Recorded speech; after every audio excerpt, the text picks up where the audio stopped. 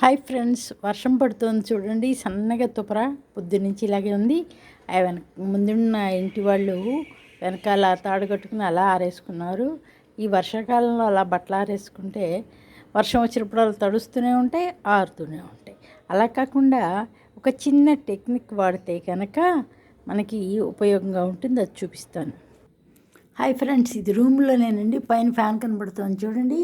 ఇక్కడ నేను ఏం చేశానంటే, ఇదిగోండి, ఇలాగా కిటికీకి ఎదురకుండా ఒక హ్యాంగర్ కొట్టించానండి. కొట్టించిన తర్వాత ఇలా 3 తాళ్ళని వేసి మళ్ళీ ఆ కిటికీకి అటువైపు కట్టానండి.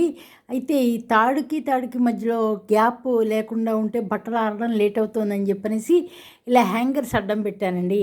అలా పెట్టడం వల్ల బట్టలు ఏవైతే ఉన్నాయో అవి తొందరగా ఆరుతాయండి. డ్రైయర్లో పడేసినా కూడా ఇలా వేయడం వల్ల ఏమవుతుంది అంటే తొందరగా ఆరుతాయి అన్నమాట. Thank you.